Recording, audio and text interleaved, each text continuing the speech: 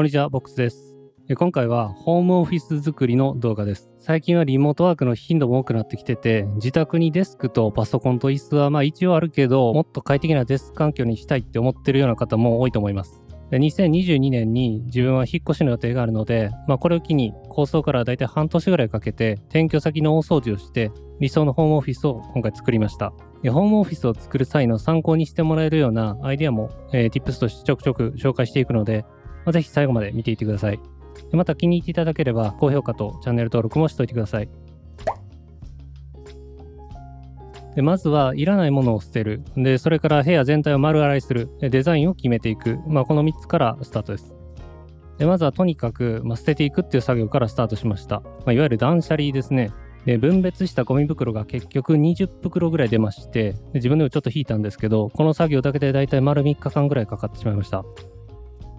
それから壁とか天井のクロスとフローリングが経年劣化とか、タバコのヤニ汚れとかで本当に目も当てられないような状態だったので、まずはそれらを丸洗いしました。壁とか床、天井はこのケルヒャーのスチームクリーナーを使って一気にやっつけてしまおうかなって考えてたんですけど、その考えは甘くて大失敗でした。長年の経年劣化とヤニ汚れって本当にひどくて、スチームクリーナーを持ってしても全然落ちませんでした。これはこのスチームクリーナーのせいではなくて、汚れの頑固さのせいだと思います。今でこそ自分はタバコ吸わないんですけど、過去の自分をひどく呪いました。このペースでいけば全部の汚れを落とすのに10年ぐらいかかると思ったので、もう作戦を変更しまして、いろいろとネットで調べて試した結果、大活躍したのがセスキ炭酸ソーダってやつでした。これはいわゆるアルカリ性の洗浄剤で、特に油汚れとか手垢とかヤニとか皮脂汚れに強いそうです。粉状のこういうものが100円ショップなんかにありまして、それを水道水で薄めてスプレーにして吹きかけるだけっていう感じです。効果は結構てきめんで、こんな感じでほとんど撫でるだけで汚れがガンガン落ちていきます。天井とか壁のクロスとか、フローリング、全部ですね、結局週末を全部捧げて、ようやく丸洗いに成功して、かなり綺麗にできました。さすがに汚れっぱなしで、模様替えするっていうのもちょっと気持ち悪いんで、これはこれでやってよかったかなと思います。部屋が丸裸になったところで、ようやく採寸とセットアップデザインっていう感じに着手しました。デザインで主に参考にしてたのは、デスクセットアップ動画と結構 YouTuber が上げているので、それを見たりとか、あとは Pinterest ですね。特に Pinterest は短時間でいろんなアイデアを吸収するのには本当優秀です。仕事でもよく利用してるんですけど、ここでもかなり活躍しました。気に入ったデザインはピン止めしといて、後で考えをまとめてから自分の部屋に落とし込むだけでした。IKEA 公式のデザインアプリとか、または iPad の手書きとかでちょこちょこと修正しながら考えて大体のデザインを固めていきました。結局はデスクを使い始めてから利便性との兼ね合いで修正はどうしても必要になってくるだろうってことは覚悟してたんで、大きい家具配置だけを決めるつもりでざっくりとやりました。こんな感じでマスキングテープを使って実際の部屋に家具配置をしていくっていう感じでイメージ作りをしたんですけども、この方法は結構おすすめです。机上でいくらうまくデザインしたつもりでも、やっぱり実際に貼り付けながら、やっぱこうだなとか、こっちだったらこれいらないなとか、こんなのは結構出てきます。デザイン設計もうまくいったので、今度はお買い物行きました。Amazon でスタンディングデスクの足を買ったり、DIY 用の塗料を買ったり、IKEA では照明とか家具を購入しました。IKEA だけでもだいたい7万ぐらい使ってしまいました。購入品の紹介はまとめてまた別の動画として気が向いたら作ります。DIY の塗料は、この元々あった古いブラックの IKEA のデスクを写真撮影用の真っ白な昇降式デスクに作り変えるために購入しました。天板だけを再利用するつもりで、天板の横幅が 1600mm あったので、丸ノコで両端をカットして取り回しが効くように 1200mm にしておきました。それから天板を白く塗装するためにサンダーで天板をヤスリ掛けしました。ここでめちゃくちゃ役に立ったのが、自分の2021年上半期買ってよかったもの自分ランキングNo.1のブラック&デッカーのマルチエボっていう工具です。電動ドリルとかドライバーはもちろんなんですけど、サンダーも入ってるんで、これで天板の黒の塗装を落とすのに大活躍でした。結構しんどかったんですけど、これもし電動サンダーなかったら、自分一人で最初から最後まで人力でやるのはさすがにちょっと心が折れて無理だったと思います。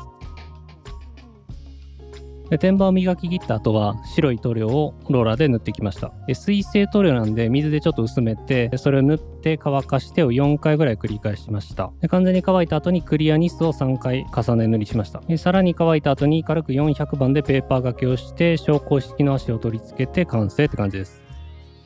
昇降式なしはフレキシスポットのスタンディングデスクの手動式のものを購入しました。こんな感じでハンドルを手動で回して昇降させるって感じです。手動式を選んだ理由なんですけど、もともとこのデスクに関しては何かを乗せて昇降させる予定がなかったのと、おそらくその頻度も結構少ないって思ったので、コストダウンのために手動式を選びました。部屋の隅に想定してた撮影ブースエリアに移動させて、クランプランカーを取り付けて、ひとまずデスクは完成しました。で、テーブルの上の壁には IKEA のアートボードを2つ取り付けました。で、今回のホームオフィス作りの全体に言えることなんですけど、物が結構多い割には収納スペースがかなり少ないんで、ことあるごとにこの壁面収納に頼っていこうかなっていう作戦です。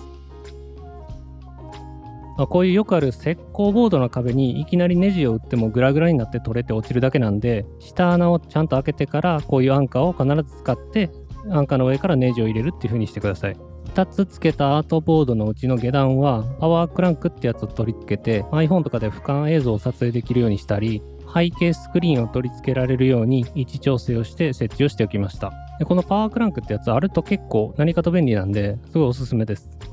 たださすがにこれに一眼を取り付けるのは強度的にも若干怖いので、これは iPhone 専用って形にしてます。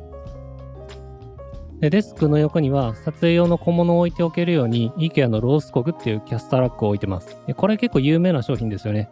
カラーバリエーションも豊富な、IKEA の人気商品で、一部屋に一つぐらいは欲しくなるような便利さです。大きさもちょうどいいので、我が家ではキッチンでも活躍してます。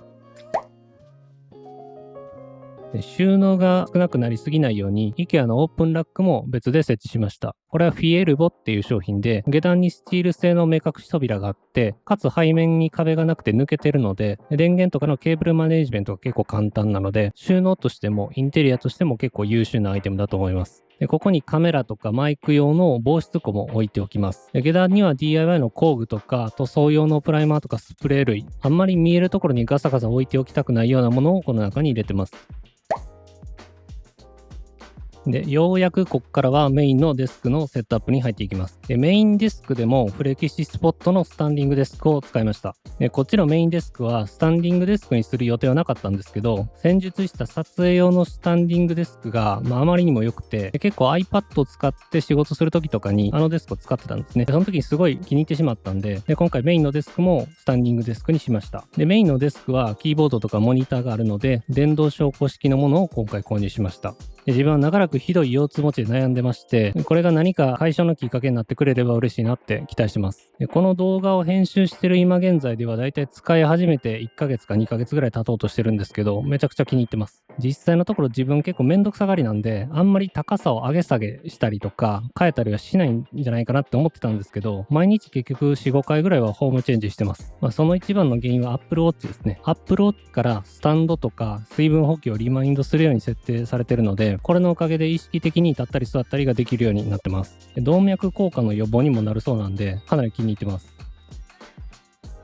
スタンディングデスクのデメリットとしてよく言われてるのがケーブルマネジメントの難しさなんですけど、ちょっと気をつけてれば何も問題ないです。デスクの天板は以前の事務所で使ってたものを利用しました。で天板の奥の面にライティングの LED ストリップをつけて、でその上からモニターも取り付けました。でこの辺も以前から使ってたものを全部利用してます。でそれから天板の裏側に10個口の電源タップをネジで固定しました。ネジで固定できるような穴が元からついている電源タップです。でこれやるだけで一気に配線関係はめちゃくちゃ綺麗になるんで、配線ぐちゃぐちゃで困ってるっていう人はこれぜひやってみてください。コンセントどんどん挿していくと当然タップが重くなっていくんですけど、ネジで固定さえしてしまえば落ちる心配はないです。今回配線隠しとかケーブルオーガナイズに使って特に活躍してくれたのはこのケーブルカバーと、それからモールドとでケーブルクリップとベルクロの結束バンドです。すべて概要欄に一応リンクを貼っておきます。その中でもケーブルクリップとベルクロの結束バンドは買って損はないです。天板裏の一番奥の部分にこの黒いケーブルカバーを付けました。この商品はこんな感じでだいたい40センチぐらいのカバーが9つ入ってました。ただ実際自分が使ったのは今回はたった3つでした。ゆくゆくは何か別のところでも使えるのでいいかなと思います。最初からカバーの裏には両面テープが貼り付けてあったので、それも結構ポイント高いですよね。ケーブルカバーに入りきらないコード類は大概結束バンドでぐるっとまとめてしまってケーブルクリップで背面に貼り付けて目立たなくするっていう使い方です。なんんで実際天板の裏は覗き込んでしまえば結構ごちゃごちゃしてて汚い感じなんですけど、自分以外に別に覗き込むような人もいないので、仕事中に、自分の視界にコード類が入ってなければ合格かなって思ってます。このケーブルカバーなしで結束バンドとケーブルクリップだけでも配線はすごい綺麗にできるんで、皆さんもぜひやってみてください。で、今回はスタンディングデスクのセットアップなので、ケーブルの長さには十分注意して、上下してもケーブルがブチッと断線したりしないかをチェックして完成です。で、ティッシュは無印良品のティッシュボックスの裏にベルクロの両面テープ貼って、天板の裏にペトッとこんな感じで貼り付けてます。PC とかモニターとかキーボード、マウスとかは以前から使ってるものをセッティングしました。これを機に新調してもよかったんですけど、随分気に入ってるものばっかりなんで、特に必要ないかなって思いました。デスク周りのアイテムとかは、デスクツアーって形でまた別の動画でまとめて紹介しようと思ってます。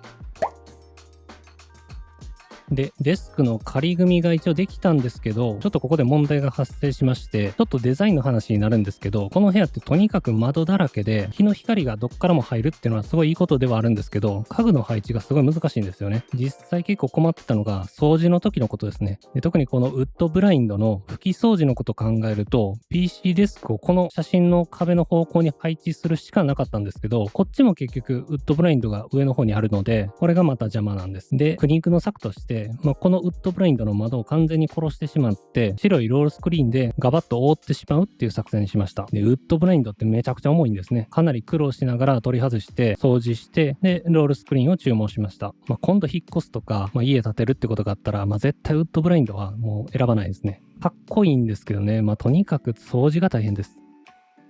で、今回は10センチ単位でオーダーできるロールスクリーンを購入しました。クオリティも高かったですし、値段も安かったのですごいおすすめです。発音がちょっと合ってるかわからないんですけど、このアノノスっていうところのものです。概要欄にリンクを貼っておきます。白以外にもいろんなカラーバリエーションがあったので、模様替えする人にはいいと思いますし、自宅で YouTube 撮影したい人とか、ゲーム配信でグリーンバックが欲しい人とかはいいんじゃないですかね。注文してから2週間ぐらいでうちに届いて、頑張って取り付けました。これも一人でできます。これでなんとなくは白い一面の壁っぽくなったので、ようやくここに PC デスクを配置できるって形になりました。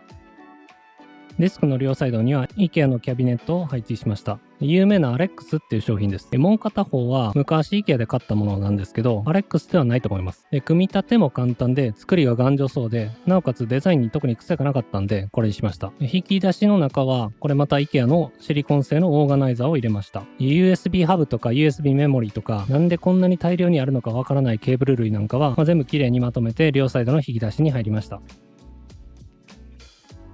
デスク照明としてスクリーンバーっていうのがあるんですけど、これとは今回別にフィリップスの照明をいくつか導入してみました。で、それがこちらです。まずはヒューライトバー、それと26口径と17口径のフィリップスヒューの電球です。このいずれもヒューブリッジっていう端末に Wi-Fi で接続してスマホで操作できるようになってます。IKEA のライトスタンドにこのヒューの電球を装着して、ライトバーは PC モニターの背面につけるって形にしました。特にライトバー結構特殊で、アプリからいろんなカラーバリエーションを選択することができて、例えばサバンナとか夜明けとか夕焼けとか、そんな感じで気分によって部屋の雰囲気を変えることができるみたいです。これをもし手が空けば、ライトバーの詳しいレビュー動画も作ってみようかなと思います。そしてこのヒューのスマートスイッチを使って接続さえすれば、スマホのアプリからだけではなくて、物理スイッチでこれらのライトのオンオフが切り替えれるようになります。こんな感じでつけたり消したりができるようになりました。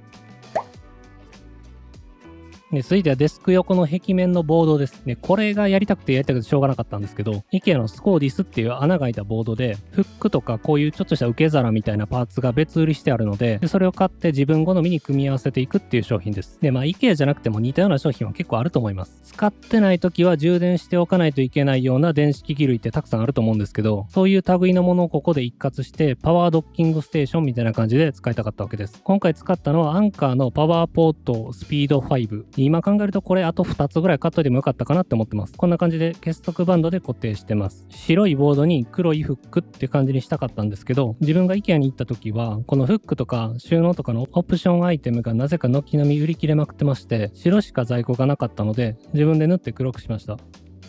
まあいい商品だなと思うんですけど、実際使ってて結構不満点もあって、これはこんな感じでそれぞれの穴がすごいちっちゃいんですよ。でこれがもし例えば USB ケーブルとかなんかコードの先端部分も通せるぐらいの大きさの穴だったら、もっと配線隠しとかケーブルオーガナイズ簡単だったなと思います。あと奥から引いてみた時に綺麗に大体まとまってればまあいいかなってことで、だましだましなんですけど結束バンドとかを駆使しながらやっていきまして、なんとかこんな感じで完成です。でモバイルバッテリーとかカメラのバッテリーとかゲームのコントローラーとか非常用ライトとかヘッドホンとか、使ってない時は毎回ここに戻して充電しとくようにして、部屋とデスクを結構綺麗に保つことができると思います。でそれから PC デスクの下に IKEA のプーフを置いて、これで完成です。体がしんどくなってきた時はスタンディングモードにしたり、イースト休憩する時にはリクライニングしてプーフ持ってきてビデオ見ながらくつろぐってこともできます。でもっと疲れた時用に一応ソファーもあります。という感じで、毎週末を使って構想からだいたい半年ぐらいかかってようやくホームオフィスがまとまりました。ホームワークの頻度がやっぱり多くなってきたんで、できるだけ自宅でやれるものはやってしまおうかなっていう流れもできていたので、思い切って今回は頑張って作ってみたんですけど、かなり快適なので、この生活以外は考えられなくなってきました。もちろんそれぞれのワークスタイルとかライフスタイルによって合う合わないっていうのは出てくると思うんですけど、何か参考にしてもらえるような部分があったら、ぜひ高評価とチャンネル登録をしておいてください。詳しく紹介できてないアイテムとか、おすすめしたいものなんかまだまだたくさんあるので、今後出す動画もチェックしてみてください。で今回出てきた商品は、できる限りは概要欄にリンクを載せるようにしておきますので、詳細はそちらから確認してみてください。それではご視聴ありがとうございました。さようなら。